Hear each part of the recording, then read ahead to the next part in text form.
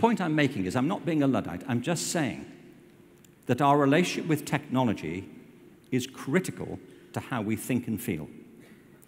And it doesn't just extend our reach. It affects our sensibilities, and it enhances, at best, our intellectual capacities. But it also affects our sense of time, patience, and everything else. But this isn't, the point I'm making is, this isn't where it's ending. The work of Ray Kurzweil and others suggests that within the relatively near future, this will be old-fashioned. By the way, there is no question in my mind that 30 years from now, your grandchildren, if you have them, or great-grandchildren, will be looking at photographs of you with your iPad with a patronizing smile. They will. They'll be looking at you with a look of pity on their faces and saying, "Oh, really? Look at you with your iPad." Oh. Look, it was like a thing, was it? You had to carry it around. You know, what? Did it weigh something? And you have to touch it with your fingers.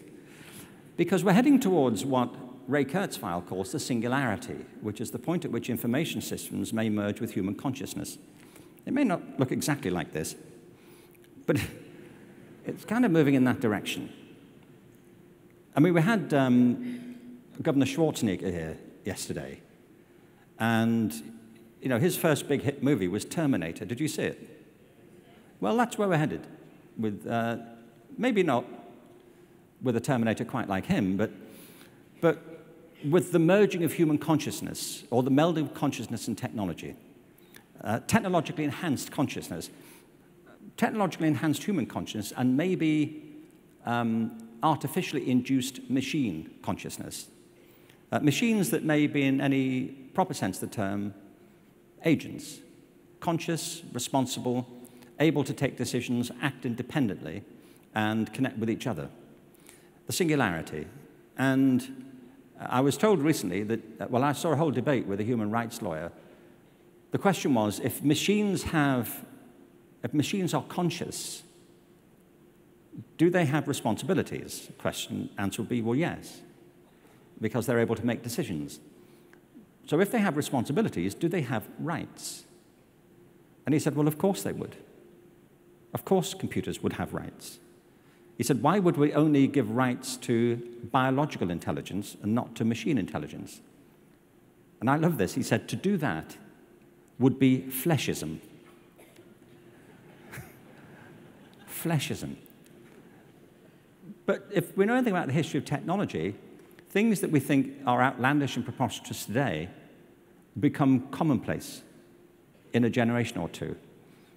If you could go back to 1950 and hand your great-grandparents your iPhone, they'd think you were Captain Kirk. And now we get impatient because it doesn't connect quickly enough to the internet. So there's a deep creative relationship, but the point about all this is that it's accelerating, it's becoming more pervasive, cheaper, less predictable, more beneficial maybe, I think so, but also totally transformative. We live now not in a world with computers, but in a digital world. And that's a very different proposition. We've never had that proposition in human life before.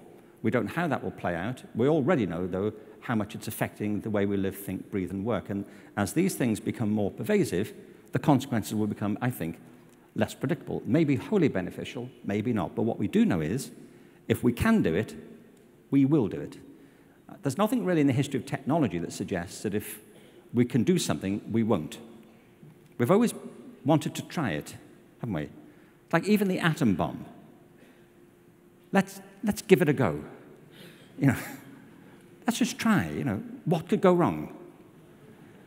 Now, I'm not comparing digital computers in any sense at all to catastrophic technologies, but I'm saying that the pervasiveness of them, the speed of their development, the lowering cost of them, and the potential merging of them with genetics, neurology, and the human mind present an entirely different horizon, a step change in human culture, which we may take within the next 2 generations.